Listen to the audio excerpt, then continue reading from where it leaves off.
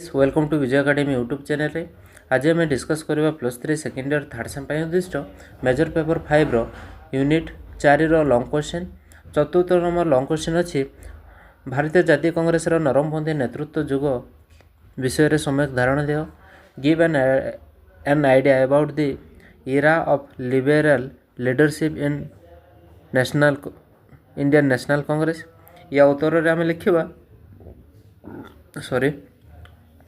भारतीय जातीय कांग्रेस स्थापना सहित भारत इतिहास एक क्रांतिकारी जुगर आरंभ होता आलान ऑक्टेवियन यूंग प्रचेष्टार अंकुरगदम घटिवा एक जातीय कांग्रेस या क्रमे शाखा प्रशाखा विस्तार लाभ करने को लगिला समग्र भारतवर्षर प्रथम अवस्था जातीय जातीय कांग्रेस धीरे अथच योजनाबद्ध भाव में इंग्रेज मान सम्मुखें जातीयता मान दाबी को उत्थान कला यह समय नेता मैंने इंग्रेज मान विरोध में प्रत्येक स्वर उत्तोलन कर दुष्टता कर नथिले तेणु 1885 मसीह 1905 पर्यंत समय को भारतीय स्वाधीनता संग्राम इतिहास नरमपंथी जुग बोली अभिहित कराए 1905 बंग पर इंग्रेज मान मनमुखी शासन बहु भारतीय नेता माने तीव्र विरोध करते तेणु कांग्रेस उग्र जातीयतावादी नेता मान आविर्भाव घटी इंग्रेज सरकार सहित सालिस नुहे बर विप्लव माध्यम भारतीय मान दाबी को सेमाने हासिल करने उद्यम करते 1904 1919 मध्य पर्यंत चरमपंथी जुग रूपे वर्णना करा जायथिला नरमपंथी जुग प्रथम अवस्था भारतीय जातीय कांग्रेस नेता माने इंग्रेज सरकार ठारू निवेदन प्रार्थना गुहारी माध्यम भारतीयवासी अर्थनैतिक राजनीतिक शासनगत सुविधा हासिल करने उद्यम करते यह नेता माने इंग्लैंडर संसदीय व्यवस्था उपर दृढ़ आस्था स्थापन करते इंग्लैंडर संविधान को सर्वोच्च सम्मान दे इंग्रेज मान गणतांत्रिक उपाय भारतवासी मान किसी सुविधा हासिल करवा उद्देश्य अवश्य सरकार तथा शासन परिवर्तन करने से उद्देश्य नाला मात्र जातीयतावाद से परिचालित होते इंग्रेज मान सहित दृढ़ मुकाबला कर समय उपस्थित हो नाला बोली से मर्म उपलब्ध करते 1885 रु 1905 पर्यंत यह समय को नरमपंथी जुग बा उदारपंथी जुग बोली वर्णना करा जायथिला नरमपंथी जुगर नेतृवृंद सुरेंद्रनाथ बानर्जी नरमपंथी मान कृतित्व संपर्क आलोचना करने पूर्व से नेता मान संपर्क वर्णन करने एकांत आवश्यक यही उदारपंथी नेता मध्य सुरेंद्रनाथ बानर्जी 1884 मसीह जगदे 1925 पर्यंत थे से अन्यतम से जड़े वरिष्ठ बारिस्टर प्रथम भारतीय सेवा से भारतीय प्रशासनिक सेवा परीक्षा उत्तीर्ण होते मात्र अनावश्यक कारण दर्शाई चाकरी बाहर कर दि जाइथिला इंग्रेज मान मनमुखी शासन अतिष्ठ हो से एक सर्वभारतीय संगठन गढ़ाई निष्पत्ति नहीं से कलिकता रिलीफ कॉलेज स्थापना रिपन कॉलेज स्थापना करथिले दि बेंगली संवादपत्र प्रचेष्टा प्रकाशित होता से लॉर्ड लिटन को स्वदेशी संवादपत्र आईन एवं अस्त्रशस्त्र आईन विरुद्ध में स्वर उत्तोलन करते उद्यम 1883 मसीह भारतीय जातीय सभा कलिकता आयोजित होता 1885 मसीह यही सभा भारतीय जातीय कांग्रेस सहित मिसी जाइथिला से भारतीय स्वायत्त शासन प्रतिष्ठा स्वप्न देखी थोड़े से मतव्यक्त कर गई जितेबाला इटाली मुक्ति संग्राम करुला से दक्षिण इंग्लैंड दक्षिण हस्त प्रसारित कर जितेबाला ग्रीस पृथ्वी एक जातिर मर्यादा लाभ करने उद्यम करुला इंग्लैंड थिला तार साहाय्यकारिणी माता आमे माने तो इंग्रेज मानकर प्रजा इंग्लैंड आमको कड़े नहीं आमे तार निजर बोली दाबी करुचे राजनीतिक उद्देश्य चरितार्थ से संवैधानिक व्यवस्था उपर आस्था स्थापन करथिला एकाधार से जड़े ज्ञानी शिक्षित बाग्मी और सांबादिक एवं नेता गोपाल कृष्ण गोखले भारतीय स्वाधीनता संग्राम अन्यतम नरमपंथी नेता थिले गोपाल कृष्ण गोखले से 1884 रु 1915 मध्य भारतीय जातीय कांग्रेस सहित जड़ित थे महादेव गोविंद राणाडे से परम शिष्य से पुना सार्वजनिक सभार प्रथम संपादक थे से भारतीय सेवक समाज प्रतिष्ठा करते से महात्मा गांधी राजनीतिक गुरु रूपे परिचित महात्मा गांधी निमंत्रण कर से महात्मा गांधी निमंत्रण क्रमे से दक्षिण आफ्रिका यात्रा करते जड़े ऐतिहासिक राजनीतिक अर्थनीतिक हिसाब से ख्याति रही 1905 से जातीय कांग्रेस बनारस अधिवेशन में सभापतित्व करते 1906 से बिलात यात्रा कर सेठारे ब्रिटिश नागरिक मान बंग ଭଙ୍ଗ କୁପଳ ସମ୍ପର୍କରେ ଅବଗତ କରାଇଥିଲେ। ପ୍ରତ୍ୟେକ କ୍ଷେତ୍ରରେ ଉଦାରତା ଆଚରଣ କରିବା ଥିଲା ଗୋଖଲେଙ୍କ ପ୍ରବୃତ୍ତି। ତାଙ୍କ ସହିତ ମତ ପାର୍ଥକ୍ୟ ରହିଥିଲେ ମଧ୍ୟ ମହାରାଷ୍ଟ୍ରର ଅନ୍ୟତମ ତୁଙ୍ଗ ନେତା ବାଳ ଗଙ୍ଗାଧର ତିଲକ ଗୋଖଲେଙ୍କ ମୃତ୍ୟୁର ମର୍ମାହତ ହୋଇଥିଲେ। କହିଥିଲେ, ଗୋଖଲେ ଥିଲେ ଭାରତର ହୀରା, ମହାରାଷ୍ଟ୍ରର ରତ୍ନ ଏବଂ ରାଜନୀତି କର୍ମମାନଙ୍କର ମଧ୍ୟରେ ଯୁବରାଜ। ଉମେଶ ଚନ୍ଦ୍ର ବାନାର୍ଜୀ 1884ରୁ 1906 ମସିହା ପର୍ଯ୍ୟନ୍ତ କଂଗ୍ରେସ ସହିତ ଜଡ଼ିତ ଥିଲେ। ସେ ଜଣେ ଅନ୍ୟ ଉଦାରପନ୍ଥୀ ନେତା। ସେ ଥିଲେ କଲିକତାରେ ବିଖ୍ୟାତ ବାରିଷ୍ଟର। କଲିକତା ବିଶ୍ୱବିଦ୍ୟାଳୟରେ ସେ ଥିଲେ ଜଣେ ସଦସ୍ୟ। ସେ ଥିଲେ ଜଣେ ପ୍ରଥମ ସଭାପତି ଭାରତୀୟ ଜାତୀୟ କଂଗ୍ରେସରେ। ସେ 1902 ମସିହାରେ ଭାରତ ତ୍ୟାଗ କରି ଲଣ୍ଡନ ଅବସ୍ଥାନ କରିଥିଲେ। ସେ ପିବି କାଉନସିଲର ଆଇନ ବ୍ୟବସ୍ଥା କରିଥିଲେ। କଂଗ୍ରେସର ବ୍ରିଟିଶ କମିଟିକୁ ସେ ଅର୍ଥ ସହାୟତା କରିଥିଲେ। ୟାର ପତ୍ରିକା ଇଣ୍ଡିଆ ଦାୟିତ୍ୱରେ ସେ ରହିଥିଲେ। ଭାରତୀୟ ଜାତୀୟ କଂଗ୍ରେସର ଆଭିମୁଖ୍ୟ ସେ ସ୍ଥିର କରିଥିଲେ। ଦାଦାଭାଇ ନାରୋଜୀ ଭାରତୀୟ ସ୍ୱାଧୀନତା ସଂଗ୍ରାମର ଅନ୍ୟତମ ଉଦାରପନ୍ଥୀ ନେତା ରୂପେ ସୁପରିଚିତ ଥିଲେ। ଦାଦାଭାଇ ନାରୋଜୀ ସେ 1825ରୁ 1927 ମସିହା ପର୍ଯ୍ୟନ୍ତ ତାଙ୍କର ଡେଡଲାଇନ୍ଟା ଅଛି। ତେଣୁ ତାଙ୍କୁ ଭାରତ ବୟୋଜ୍ୟେଷ୍ଠ ମଣିଷ ଗ୍ରାଣ୍ଡ ଓଲ୍ଡ ମ୍ୟାନ୍ ରୂପେ ବର୍ଣ୍ଣନା କରାଯାଏ। ସେ ଗଣିତରେ ସ୍ନାତକୋତ୍ତର ସମ୍ମାନ ଲାଭ କରି ଇଂଲଣ୍ଡ ଯାତ୍ରା କରିଥିଲେ। ଲଣ୍ଡନରେ ସେ ପୂର୍ବ ଭାରତ ସଂଘ ବା ଇଷ୍ଟ ଇଣ୍ଡିଆ ଆସୋସିଏସନ୍ ସ୍ଥାପନ କରିଥିଲେ। ସେ ଥିଲେ ଜଣେ ପ୍ରବୀଣ ଅର୍ଥନୀତିଜ୍ଞ। ତାଙ୍କ ଯୁଗାନ୍ତକାରୀ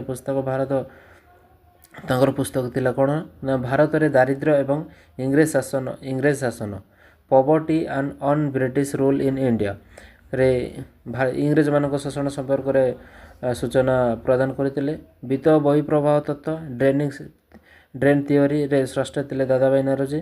ସେ ଇଂରେଜମାନଙ୍କ ଗଣତାନ୍ତ୍ରିକ ମନୋବୃତ୍ତି ବିଶ୍ୱାସ ରଖିଥିଲେ ଏବଂ କଂଗ୍ରେସର ଆଦ୍ୟ ସମୟରେ ସେ ଏହାକୁ ସଠିକ୍ ଦିଗଦର୍ଶନ ଦେଇନଥିଲେ। ବଦିରୁଦ୍ଦିନ ତାବଜୀ 1844ରୁ 1906 ମସିହା ପର୍ଯ୍ୟନ୍ତ ତାଙ୍କର ସମୟସୀମା ଥିଲା। ସେ ଥିଲେ ଜଣେ ଉଦାରପନ୍ଥୀ ନେତା। ସେ ଥିଲେ ବମ୍ବେ ଉଚ୍ଚ ନ୍ୟାୟାଳୟର ପ୍ରଥମ ସଭାପତି ବାରିଷ୍ଟର।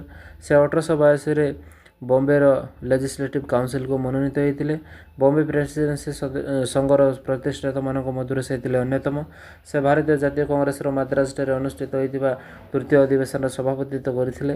ସେ ଶିକ୍ଷାର ପ୍ରସାର ଏବଂ ସାମାଜିକ ସଂସ୍କାର ଗୁରୁତ୍ୱାରୋପ କରିଥିଲେ। ସେ ନାରୀମାନଙ୍କୁ ପ୍ରୋତ୍ସାହନ କରିଥିଲେ। ଏବେ ଆମେ ଜାଣିବା ଫିରୋଜ ଶାହ ମେହେଟ୍ଟା 1845ରୁ 1915 ମସିହାରେ ତାଙ୍କର ସମୟସୀମା ଥିଲା। ସେ ଜଣେ ପ୍ରମୁଖ ନରମପନ୍ଥୀ ନେତା। ବମ୍ବେର ଏକ ମଧ୍ୟବର୍ତ୍ତୀ ପାର୍ସୀ ପରିବାରରେ ସେ ଜନ୍ମଗ୍ରହଣ କରିଥିଲେ। ଆଇନ ବ୍ୟବସାୟ କ୍ଷେତ୍ରରେ ସେ ଥିଲେ ଦକ୍ଷ। 1872 ମସିହାରୁ 1888 ମସିହାରେ ପୌର ଆଇନ ପ୍ରଣୟନରେ ସେ ମୁଖ୍ୟ ଭୂମିକା ଗ୍ରହଣ କରିଥିଲେ। ସେ ଥିଲେ ସ୍ୱଦେଶୀ ଆନ୍ଦୋଳନର ଅନ୍ୟତମ ପ୍ରବକ୍ତା। ବମ୍ବେ କ୍ରନିକଲ ପତ୍ରିକାରେ ସେ ଥିଲେ ପ୍ରକାଶକ। ପ୍ରାର୍ଥନା ମାଧ୍ୟମରେ ଇଂରେଜ ସରକାରଙ୍କ ଠାରୁ ଭାରତୀୟମାନଙ୍କ ପାଇଁ ପ୍ରଶାସନିକ କ୍ଷେତ୍ରରେ କିଛି ସୁବିଧା ସୁଯୋଗ ଆଶା କରିଥିଲେ। ଅନ୍ୟାନ୍ୟ ନେତାଗଣ ନରମପନ୍ଥୀ ନେତାମାନଙ୍କ ମଧ୍ୟରେ ମଦନ ମୋହନ ମାଲବୀୟ, ତାପରେ ବିଦୋଶୱାଲ ରାସବିହାରୀ ଘୋଷ, କାଶୀନାଥ ତ୍ରିମ୍ବକ ତେଲଙ୍ଗ, ମୁକୁନ୍ଦ ରାମାରାଓ ଜୟକର ଆଦି ଥିଲେ ଅନ୍ୟତମ। ଏମାନେ ସମସ୍ତ ଇଂରେଜ ସରକାରଙ୍କ ସହିତ ସହଯୋଗ ରକ୍ଷା କରି ଶାନ୍ତିପୂର୍ଣ୍ଣ ଉପାୟରେ ଭାରତୀୟମାନଙ୍କ ପାଇଁ ରାଜନୈତିକ, ଅର୍ଥନୈତିକ ଏବଂ ପ୍ରଶାସନିକ ସୁବିଧା ହାସଲ କରିବା ପାଇଁ ପ୍ରୟାସ କରିଥିଲେ। ଭାରତୀୟ ଜାତୀୟ କଂଗ୍ରେସର ପ୍ରାଥମିକ ଅବସ୍ଥା ଏବଂ ପ୍ରଥମ ଏହି ନରମପନ୍ଥୀ ନେତାମାନଙ୍କ ଅବଦାନ ଭବିଷ୍ୟତ ଭାରତୀୟ ଆନ୍ଦୋଳନକୁ ତୀବ୍ରତର କରିବା ପାଇଁ କ୍ଷେତ୍ର ପ୍ରସ୍ତୁତ କରିଥିଲା। ନରମପନ୍ଥୀମାନଙ୍କର କାର୍ଯ୍ୟ ପଦ୍ଧତି ଇଂରେଜ ସରକାରଙ୍କ ସହିତ ମୁକାବିଲା କରିବା ନରମପନ୍ଥୀ ନେତାମାନେ ସମାଜର କାର୍ଯ୍ୟ ପଦ୍ଧତି ନିର୍ଦ୍ଧାରଣ କରିଥିଲେ। ସେଗୁଡ଼ିକ ଥିଲା ନିମ୍ନ ପ୍ରକାର, ଯେମିତିକି ସେମାନେ ବ୍ରିଟିଶ ସମ୍ବିଧାନ ଉଦାରବାଦର ବିଶ୍ୱାସ କରୁଥିଲେ। 2ରେ ହେଉଛି ଜାତି ବର୍ଣ୍ଣ ଧର୍ମ ନିର୍ବିଶେଷରେ ସମସ୍ତ ଭାରତୀୟମାନଙ୍କୁ ଜାତୀୟତାର ମନ୍ତ୍ରରେ ଦୀକ୍ଷିତ କରି ସେମାନଙ୍କୁ ସଚେତନ କରାଇଲେ। 3ୟ ହେଉଛି ପ୍ରାର୍ଥନା ଆବେଦନ ଓ ଗୁହାରୀ ମାଧ୍ୟମରେ ଇଂରେଜମାନଙ୍କଠାରୁ ଭାରତୀୟମାନଙ୍କ ପାଇଁ ପ୍ରଶାସନିକ, ଅର୍ଥନୈତିକ, ରାଜନୈତିକ ସୁବିଧା ହାସଲ କରିବା। 4ର୍ଥ ହେଉଛି ଭାରତୀୟ ଜନମତକୁ ଜାଗ୍ରତ କରାଇବା। 5ମ ହେଉଛି ସଭା ସମିତି ମାଧ୍ୟମରେ ଲୋକମାନଙ୍କୁ ଉଦ୍ବୋଧନ ଦେଇ ତାଙ୍କଠାରୁ ସେମାନଙ୍କର ଅଭାବ ସୁବିଧା ସମ୍ପର୍କରେ ଅବଗତ ହେବା।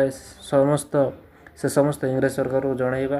6ଠ ହେଉଛି ସରକାରଙ୍କ ପ୍ରତି କୌଣସି ବିରୋଧାଭାସ ପ୍ରଦର୍ଶନ ନ କରିବା, ଆନ୍ଦୋଳନ न କରିବା। ସପ୍ତମ ହେଉଛି ଇଂରେଜ ସରକାର ପ୍ରତି ଆନୁଗତ୍ୟ ପ୍ରଦର୍ଶନ କରିବା ଏବଂ ଭାରତରେ ଇଂରେଜ ଶାସନକୁ ସମର୍ଥନ କରିବା। ନରମପନ୍ଥୀମାନଙ୍କର କର୍ତ୍ତୃତ୍ୱ ଅର୍ଥନୈତିକ ସଂସ୍କାର ଉପରୋକ୍ତ କାର୍ଯ୍ୟ ପଦ୍ଧତିକୁ ଅନୁସରଣ କରି ନରମପନ୍ଥୀ ନେତାମାନେ ସେମାନଙ୍କର କର୍ତ୍ତବ୍ୟ ସମ୍ପର୍କ ଅଗ୍ରସର ହୋଇଥିଲେ। ଭାରତବାସୀମାନଙ୍କର ଦାରିଦ୍ର୍ୟ ଓ ସେମାନଙ୍କର ବ୍ୟତୀତ କରିଥିଲା। ଦାଦାଭାଇ ନାରୋଜୀ ଇଂରେଜମାନଙ୍କ ଶୋଷଣ ନୀତିକୁ ପଦାରେ ପକାଇ ଦେଇଥିଲେ। ନରମପନ୍ଥୀ ନେତାମାନେ ଭାରତର ଆଧୁନିକ ଶିଳ୍ପର ବିକାଶ ପାଇଁ ଇଂରେଜ ସରକାରଙ୍କ ଉପରେ ଚାପ ପ୍ରୟୋଗ କରିଥିଲେ। ଏହି ଶିଳ୍ପଗୁଡ଼ିକର ଆର୍ଥିକ ସହାୟତା ଦେବା ପାଇଁ ସେମାନେ ଇଂରେଜ ସରକାରଙ୍କୁ ସୁପାରିଶ କରିଥିଲେ। ଭୂ ରାଜସ୍ୱ ଏବଂ କୃଷକମାନଙ୍କୁ ଶସ୍ତାରେ ଋଣ ଯୋଗାଇବା ପାଇଁ ସେମାନେ ସରକାରଙ୍କୁ ନିବେଦନ କରିଥିଲେ। ଲବଣ କର ଉଚ୍ଛେଦ କରିବା ପାଇଁ ସେମାନେ ସରକାରଙ୍କୁ ପରାମର୍ଶ ଦେଇଥିଲେ। ଚା ବଗିଚାରେ କାମ କରୁଥିବା ଶ୍ରମିକମାନଙ୍କୁ ଅବସ୍ଥାର ଉନ୍ନତି ନିମନ୍ତେ ଇଂରେଜ ସରକାରକୁ ଆବେଦନ କରିଥିଲେ। ସୈନ୍ୟ ବିଭାଗର ଖର୍ଚ୍ଚ କାଟ କରି ସେହି ଅର୍ଥକୁ ସାଧାରଣ ଉନ୍ନୟନ ଯୋଜନାରେ ବ୍ୟୟ କରିବା ପାଇଁ ଇଂରେଜ ସରକାରକୁ ସୂଚାଇ ଦେଇଥିଲେ। ଭାରତରୁ ଇଂଲଣ୍ଡକୁ ଭିତର ବହିଃପ୍ରବାହକୁ ରୋକିବା ପାଇଁ ଉଦ୍ୟମ କରିଥିଲେ। ଭାରତୀୟ ବ୍ୟୟର ସମୀକ୍ଷା କରିବା ପାଇଁ ସେମାନେ ଚାପ ପକାଇ 1895 ମସିହାରେ ୱେଲବି କମିଶନ ନିଯୁକ୍ତ କରିଥିଲେ। ଏହାଦ୍ୱାରା ଭାରତକୁ ଅର୍ଥନୈତିକ ସଚ୍ଛଳତା ମିଳିପାରିବ ବୋଲି ସେମାନେ ଆଶା ପୋଷଣ କରିଥିଲେ। ସାମ୍ବିଧାନିକ ସଂସ୍କାର ଉଦାରପନ୍ଥୀ ନେତାମାନେ ଶାସନ କ୍ଷେତ୍ରରେ ବିଶେଷ ଭାବରେ ଜଡ଼ିତ ହେବା ପାଇଁ ପ୍ରୟାସ କରିଥିଲେ। ସେମାନେ ବିଧାନ ପରିଷଦ ଗୁଡ଼ିକର ସଦସ୍ୟ ସଂଖ୍ୟା ବୃଦ୍ଧି ପାଇଁ ଇଂରେଜମାନଙ୍କୁ ପରାମର୍ଶ ଦେଇଥିଲେ। ନିର୍ବାଚିତ ଲୋକ ପ୍ରତିନିଧିମାନଙ୍କୁ ଏଥିରେ ଭୟଭୀତ କରିବା ପାଇଁ ସେମାନେ ଦାବି କରିଥିଲେ। କେବଳ ସେତିକି ନୁହେଁ, ବିଧାନ ପରିଷଦ ଗୁଡ଼ିକର କ୍ଷମତା ପରିସର ବୃଦ୍ଧି କରିବା ପାଇଁ ସେମାନେ ବ୍ରିଟିଶ ସରକାରକୁ ବାଧ୍ୟ କରିଥିଲେ। ସେମାନେ ଚାପର ବଶବର୍ତ୍ତୀ ହୋଇ ଇଂରେଜ ସରକାର 1882 ମସିହାରେ ଭାରତୀୟ କାଉନସିଲ ଆଇନ ପ୍ରଣୟନ କରିଥିଲେ। ଏହା ଫଳରେ ଜାତୀୟ ବିଧାନ ପରିଷଦ, ଇମ୍ପେରିକାଲ ଲେଜିସ୍ଲେଟିଭ କାଉନସିଲ ଏବଂ ପ୍ରାଦେଶିକ ବିଧାନ ପରିଷଦ, ପ୍ରୋଭିନ୍ସିଆଲ ଲେଜିସ୍ଲେଟିଭ କାଉନସିଲ ଗୁଡ଼ିକର ସଭ୍ୟ ସଂଖ୍ୟା ବୃଦ୍ଧି ଘଟିଥିଲା। ଏହି ପରିଷଦ ଗୁଡ଼ିକର ବାର୍ଷିକ ଆୟ ବ୍ୟୟ ବଜେଟ୍ ଉପରେ ଆଲୋଚନା କରିପାରିବ ବୋଲି ସ୍ଥିର କରାଗଲା। ଅବଶ୍ୟ ଏ ସଂକ୍ରାନ୍ତରେ ସଭ୍ୟମାନେ ଭୋଟ ଦେଇପାରିବେ ନାହିଁ ବୋଲି ସିଦ୍ଧାନ୍ତ ନିଆଯାଇଥିଲା। ଏହା ନରମପନ୍ଥୀମାନଙ୍କୁ କ୍ଷୁବ୍ଧ କରିଥିଲା। ସେମାନେ ଜାତୀୟ ଧନକୋଷ ଉପରେ ଭାରତୀୟମାନଙ୍କର ଅଧିକାର ଚାହୁଁଥିଲେ। ଆମେରିକା ସ୍ୱାଧୀନତା ସଂଗ୍ରାମର ଧ୍ୱନି ଯେମିତିକି ଥିଲା ପ୍ରତିନିଧିତ୍ୱ ବିନା କରଦାନ ଅନୁଚିତ, ନୋ ଟ୍ୟାକ୍ସେସନ୍ ୱିଦାଉଟ୍ ରିପ୍ରେଜେଣ୍ଟେସନକୁ ସେମାନେ ଆଦରି ନେଇଥିଲେ। ଏହା ଇଂରେଜ ସରକାରକୁ ବିଚଳିତ କରିଦେଇଥିଲା। ପ୍ରଶାସନିକ ସଂସ୍କାର ପ୍ରଶାସନିକ କ୍ଷେତ୍ରରେ ଉଦାରପନ୍ଥୀ ନେତାମାନେ ମଧ୍ୟ ବହୁବିଧ ସଂସ୍କାର ଆଣିଥିଲେ। ପ୍ରଶାସନିକ ସେବାର ଉଚ୍ଚ ପଦବୀଗୁଡ଼ିକ ଜାତୀୟକରଣ କରିବା ପାଇଁ ସେମାନେ ଚାହୁଁଥିଲେ। ସେମାନେ ଅର୍ଥନୈତିକ, ରାଜନୈତିକ ଏବଂ ନୈତିକ ଦୃଷ୍ଟିରୁ ଏହା ଦାବି ଇଂରେଜ ସରକାରଙ୍କ ଆଗରେ ଉତ୍ଥାପିତ କରିଥିଲା। ଅର୍ଥନୈତିକ ଦୃଷ୍ଟିକୋଣରୁ ମନନ କଲେ ୟୁରୋପୀୟ କର୍ମଚାରୀମାନେ ବହୁ ସଂଖ୍ୟାର ହାର ଦରମା ପାଉଥିଲେ। ଏହାର ଏକ ବୃହତ ଅଂଶ ସେମାନେ ନିଜ ଘରକୁ ଅର୍ଥାତ୍ ଭାରତ ବାହାରକୁ ପଠାଇ ଦେଉଥିଲେ। ଏହା ଭିତର ବହିଃପ୍ରବାହ ଘଟାଇ ଭାରତକୁ ଗରିବ କରିଦେଉଥିଲା।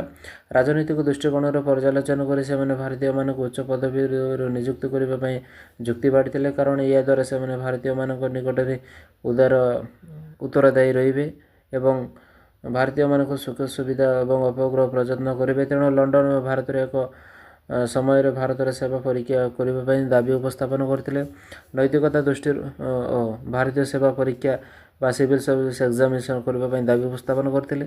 ନୈତିକତା ଦୃଷ୍ଟିରୁ ଦେଖିବାକୁ ଗଲେ ଭାରତୀୟମାନଙ୍କୁ ରାଜସ୍ୱ ଅନ୍ୟାନ୍ୟ ଉପାୟରେ ଅର୍ଥ ଆଦାୟ କରୁଥିବା ହେତୁ ସେମାନଙ୍କୁ ସମସ୍ତ ସୁଖ ସୁବିଧା ଯୋଗାଇ ଦେବା ପାଇଁ ଇଂରେଜମାନଙ୍କ କର୍ତ୍ତବ୍ୟ ବୋଲି ସେମାନେ ଯୁକ୍ତି ବାଢ଼ିଥିଲେ। ପ୍ରକୃତ ନ୍ୟାୟ ପ୍ରଦାନ ସେମାନେ ବିଚାର ବିଭାଗକୁ ପ୍ରଶାସନିକ ବିଭାଗଠାରୁ ସମ୍ପୂର୍ଣ୍ଣ ରୂପେ ପୃଥକ ହେବା ପାଇଁ ଇଂରେଜ ସରକାରଙ୍କୁ ଉପଦେଶ ପ୍ରଦାନ କରିଥିଲେ। ସେମାନେ ଭାରତୀୟମାନଙ୍କୁ ଉତ୍ତମ ରୂପେ ସ୍ୱାସ୍ଥ୍ୟ ସେବା ତଥା ପୋଲିସ ସେବା ଯୋଗାଇ ଦେବା ପାଇଁ ଇଂରେଜ ସରକାରଙ୍କୁ ନିବେଦନ କରିଥିଲେ। ନୈତିକତା ବିକାଶରେ ବିଦ୍ୟାଳୟମାନ ପ୍ରତିଷ୍ଠା କରିବା ପାଇଁ ସେମାନେ ଇଂରେଜମାନଙ୍କୁ ଉପଦେଶ ଦେଇଥିଲେ। ମୌଳିକ ଅଧିକାରର ସୁରକ୍ଷା ନରମପନ୍ଥୀ ନେତାମାନେ ମତବ୍ୟକ୍ତ କରିବାର ଅଧିକାର ଏବଂ ସ୍ୱାଧୀନତାର ଅଧିକାର ଉପରେ ଗୁରୁତ୍ୱାରୋପ କରିଥିଲେ। ସମ୍ବାଦପତ୍ରର ସ୍ୱାଧୀନତା ଉପରେ ସେମାନଙ୍କର ଅଖଣ୍ଡ ବିଶ୍ୱାସ ଥିଲା। ସେମାନେ ଭାଷଣ ସମ୍ବାଦପତ୍ର ଗୁଡ଼ିକ ମାଧ୍ୟମରେ ଇଂରେଜ ସରକାରକୁ ସମାଲୋଚନା କରିଥିଲେ। 1897 ମସିହାରେ ଏଥିପାଇଁ ବଙ୍ଗୋପସାଗର ସରକାର ବାଲ ଗଙ୍ଗାଧର ତିଲକ ସହିତ ବହୁ ନେତା ବନ୍ଦୀ ହୋଇଥିଲେ ଏବଂ ଜେଲ ଦଣ୍ଡରେ ଦଣ୍ଡିତ ହୋଇଥିଲେ। ଏହି ସମୟରେ ପୁନାର ନାଟୁ ଭାତୃଦ୍ୱୟଙ୍କ ମଧ୍ୟରେ ବନ୍ଦୀ କରାଯାଇଥିଲା। ସେମାନେ ବିନା ବିଚାରରେ ଦ୍ୱୀପାନ୍ତର ଦଣ୍ଡ ଦିଆଯାଇଥିଲା। ଏହାଦ୍ୱାରା ସମଗ୍ର ଦେଶ ସଚେତନ ହୋଇଥିଲା। ଭାରତୀୟମାନେ ଇଂରେଜ ସରକାରଙ୍କ ଏକ ମନୋମୁଖୀ ଶାସନ ବିରୋଧରେ ପ୍ରତିକ୍ରିୟା ବ୍ୟକ୍ତ କରିଥିଲେ। ଏହାପରେ ତିଲକ ରାତାରାତି ମହାରାଷ୍ଟ୍ରର ଜଣେ ବଡ଼ ନେତା ରୂପେ ବିବେଚିତ ହୋଇଥିଲେ। ଏହା ପରଠାରୁ ଭାରତୀୟ ସ୍ୱାଧୀନତା ସଂଗ୍ରାମରେ ଏକ ଭିନ୍ନ ମୋଡ଼ ନେଇଥିଲା। ଉଦାରପନ୍ଥୀ ମାନଙ୍କ ପ୍ରତି ଇଂରେଜ ସରକାରଙ୍କ ମନୋଭାବ। ପ୍ରଥମ ଅବସ୍ଥାରେ ଇଂରେଜମାନେ ଭାରତୀୟ ଜାତୀୟ କଂଗ୍ରେସ ପ୍ରତି କଳହ ଓ ମନୋବୃତ୍ତି ପୋଷଣ କରିଥିଲେ ମଧ୍ୟ ପରବର୍ତ୍ତୀ ସମୟରେ ସେମାନେ ଏହା ପ୍ରତି କଠୋର ହୋଇଉଠିଥିଲେ। ବର୍ଲାର୍ଡ ଡଫରିନ୍ ଏହାକୁ ଅଣୁବୀକ୍ଷଣୀୟ ମୁଷ୍ଟିମେୟ ଲୋକଙ୍କ ସଂଗଠନ ରୂପେ ଅଭିହିତ କରିଥିଲେ। ଜାତୀୟ କଂଗ୍ରେସର ନେତାମାନେ ଏହାକୁ ଆନୁଗତ୍ୟ ବିହୀନ ବାବୁ ତଥା ଭୟଙ୍କର ଖଳନାୟକ ବୋଲି ବର୍ଣ୍ଣନା କରିଥିଲେ। ମାତ୍ର ଏସବୁ ବାକ୍ୟବାଣର ପ୍ରୟୋଗ ସତ୍ତ୍ୱେ ଭାରତୀୟ ଜାତୀୟ କଂଗ୍ରେସ ତିଷ୍ଠି ରହିଥିଲା। ଲର୍ଡ କର୍ଜନ କଂଗ୍ରେସର ଶାନ୍ତିପୂର୍ଣ୍ଣ ମୃତ୍ୟୁ ଦେଖିବାକୁ ବ୍ୟଗ୍ର ଥିବାବେଳେ ଇଂରେଜ ସରକାର ସୟଦ ଅହମଦ ଖାଁ ଏବଂ ବନାରସ ରାଜା ଶିବ ପ୍ରସାଦ ମୁତାଇ କଂଗ୍ରେସ ବିରୋଧରେ ଆନ୍ଦୋଳନ କରିବା ପାଇଁ ପରାମର୍ଶ ଦେଇଥିଲେ। ଇଂରେଜ ସରକାର ଏସବୁର ପ୍ରଚେଷ୍ଟା ସତ୍ତ୍ୱେ ଭାରତୀୟ ଜାତୀୟ କଂଗ୍ରେସ ଅତୁଟ ରହିଥିଲା ଏବଂ ସମୟକ୍ରମିକ ବିକାଶ ଏହା ଭାରତୀୟ ବ୍ରିଟିଶ ସାମ୍ରାଜ୍ୟବାଦର ପଥରେ ଏକ ପ୍ରଧାନ ଅନ୍ତରାୟ ରୂପେ ଆବିର୍ଭୂତ ହୋଇଥିଲା। ନରମପନ୍ଥୀମାନଙ୍କର କାର୍ଯ୍ୟକଳାପ ଏକ ଐତିହାସିକ ମୂଲ୍ୟାୟନ। ସାଧାରଣତଃ ଐତିହାସିକମାନେ ଆଲୋଚନା କରିଥାନ୍ତି ଯେ ନରମପନ୍ଥୀ ନେତାମାନେ ବାସ୍ତବ କ୍ଷେତ୍ରରେ କିଛି ସଫଳତା ହାସଲ କରିପାରିନଥିଲେ। ଅତି ବଳିଷ୍ଠ ଭାବରେ ସେମାନେ ଭାରତୀୟମାନଙ୍କ ଦାବିକୁ ଇଂରେଜମାନଙ୍କ ନିକଟରେ ଉତ୍ଥାପିତ କରିବାକୁ ଅକ୍ଷମ ହୋଇଥିଲେ। ଯେଉଁ ଉପାୟରେ ନରମପନ୍ଥୀ ନେତାମାନେ ଭାରତୀୟମାନଙ୍କ ଦାବିକୁ ଇଂରେଜ ସରକାରଙ୍କ ପାଖରେ ଉପସ୍ଥାପିତ କରିଥିଲେ ତାହା ଅନ୍ୟମାନେ ଭିକ୍ଷୁକର ପ୍ରାର୍ଥନା ରୂପେ ତାତ୍ସଲ୍ୟ କରିଥିଲେ। ସେମାନେ ଭାରତୀୟମାନଙ୍କୁ ଏକତ୍ରିତ କରି ଇଂରେଜମାନଙ୍କ ବିରୋଧରେ ସ୍ୱର ଉତ୍ତୋଳନ କରିବା ଦିଗରେ ସକ୍ଷମ କରାଇ ପାରିନଥିଲେ। ଅପରପକ୍ଷରେ ନରମପନ୍ଥୀମାନଙ୍କର ଭୂମିକାକୁ ଭିନ୍ନ ଦୃଷ୍ଟିରୁ ଆଲୋଚନା କରାଯାଇଥାଏ। ସେହି ନରମପନ୍ଥୀ ନେତାମାନଙ୍କର ସର୍ବପ୍ରଧାନ କର୍ତ୍ତବ୍ୟ ଥିଲା ଭାରତୀୟ ଜାତୀୟ କଂଗ୍ରେସକୁ ଶୈଶବ ଅବସ୍ଥାରୁ ଲାଳନ ପାଳନ କରିବା, ଇଂରେଜମାନଙ୍କ ସହିତ ସାଲିସ କରି ଭାରତ ଜନମତକୁ ଜାଗ୍ରତ କରି ଏବଂ ଭାରତୀୟମାନଙ୍କ ଜାତୀୟତାର ମହାନ ମନ୍ତ୍ରରେ ଉଦ୍ବୁଦ୍ଧ କରି ଏହି ନେତାମାନେ କଂଗ୍ରେସକୁ ବଞ୍ଚାଇ ରଖିଥିଲେ। ପ୍ରଥମରୁ ଇଂରେଜମାନଙ୍କ ସହିତ ମୁକାବିଳା ମନୋଭାବ ନେଇ ସଂଘର୍ଷ କରିଥିଲେ ଏବଂ କଂଗ୍ରେସର ସଭାଆୟୁଧ ଲୋପ ପାଇଯାଇଥାନ୍ତା। ଧୀରେ ଅଥଚ ମନ୍ଥର ଗତିରେ ସେମାନେ କ୍ରମେ ଇଂରେଜମାନଙ୍କ କୁପରିମାଣ ସମ୍ପର୍କରେ ଭାରତୀୟମାନଙ୍କୁ ସଚେତନତା କରାଇଥିଲେ। ଇଂରେଜଙ୍କ ବିରୋଧ ମନୋଭାବ ସୃଷ୍ଟି କରିଥିଲେ। ଦାଦାଭାଇ ନାରୋଜୀ, ଫିରୋଜ ଶାହ ମେହେଟ୍ଟା, ଦିନଶାହ ୱାଜ, ଗୋପାଳ କୃଷ୍ଣ ଗୋଖଲେ ଏବଂ ସୁରେନ୍ଦ୍ରନାଥ ବାନାର୍ଜୀ ପରି ନେତାମାନଙ୍କୁ ଭାରତର ଅର୍ଥନୈତିକ ଅଭିବୃଦ୍ଧି, ଶିଳ୍ପର ବିକାଶ କ୍ଷେତ୍ରରେ ସଂସ୍କାର ଏବଂ ଭାରତର ସର୍ବବିଧ ଉନ୍ନତି ପାଇଁ ପ୍ରଚେଷ୍ଟା କରିଥିଲେ। ଧୀରେ ଅଥଚ ଯତ୍ନବଦ୍ଧ ଅଗ୍ରସର ହୋଇ ସେମାନେ କଂଗ୍ରେସ ସ୍ଥିତିକୁ ସୁଦୃଢ଼ କରିବା ସହିତ ସ୍ୱାଧୀନତା ଆନ୍ଦୋଳନ ବୀଜ ବପନ କରିଥିଲେ।